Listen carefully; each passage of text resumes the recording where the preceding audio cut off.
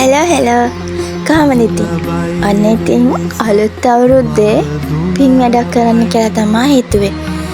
ඒ තමයි ඔයාලා දන්නව නේද මෙන්න මේ ශාකය මොකක්ද කියලා. ඒ තමයි කුසතන.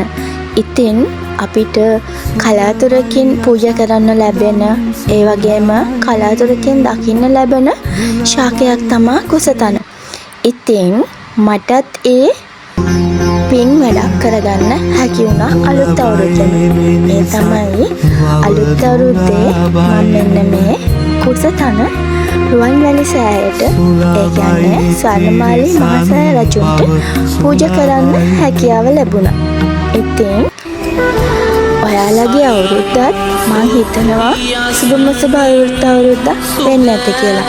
ඒ වගේම තමයි අපි අදහන ආගම අපි ගරු කරන විදිහටම අපි ඒ විදිහටම අදහනවා නම් අපිට ජීවිතේ කවදාවත් වරදින්නේ නැහැ. ඉතින් මෙන්න මේ කුසතන මං අරගෙන යනකොට ගොඩක් අය දැකලා තිබුණේ නැහැ. ඇත්තටම ගොඩක් අය මගෙන් ඇහුවා මේ මොනවාද කියලා.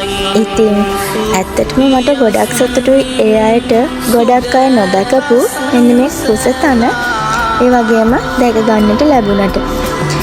ඉතින් මමත් අලුත් අවුරුද්දේ ඔන්නම තමයි ඉලිවර වෙලා ස්වර්ණමාලී මහසෑය රජුන්ට වගේම ජයශ්‍රී මහබෝධියට ගියා. ඉතින් වීඩියෝ කරේ නැහැ. මොකද අපි වීඩියෝ කරනවට වැඩිය මට ගොඩක් වැටියේ වන්දනාමාන කරන නිසා. මොකද ෆෝන් එක අල්ලගෙන වීඩියෝ කරනකොට ගෙදර අයගෙන් බඳුන් අහන්නත් උනා මට. හැම වෙලේම ෆෝන් එක අරන් මොනවද කරන්න කියලා. ඉතින් ඒක නිසා මම ගත්ත චූටි වීඩියෝ ක්ලිප් එකක් තමයි මේ තියෙන්නේ. ඔන්න ඉතින් කුමාකි ඔයාගේ අම්මා එරිෆා මුතාෆා ඒ කියන්නේ ඔයාගේ මෑණියන්ටත් ඔන්න නිදුක් නිරෝගී දීර්ඝායුෂ ප්‍රාර්ථනා කරා මම එහෙවි.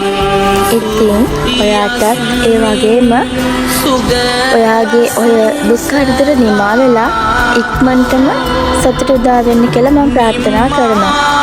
ඒ වගේම තමයි මේ ලෝකයේ දුක් විඳින පිළිකා රෝගීන්ටත් ඒ වගේම දුක් නිරෝගී සුවය ලැබේවා කියලා අපි ප්‍රාර්ථනා කරමු. පත්තු කරන වෙලාවේ විශේෂයෙන් පහන් 4ක් පත්තු කරා.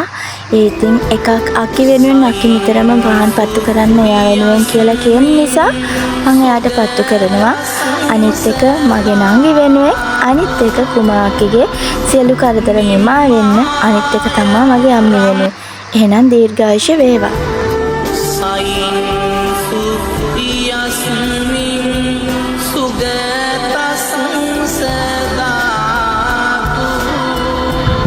හැමෝටම හැමෝගේම හිතවල තියෙන දුක්ඛම් කටළු නිමා වෙලා හැමෝටම සුබ කාලයක් උදාවලා නිදුක් නිරෝගී දීර්ඝායුෂ ලැබේවා.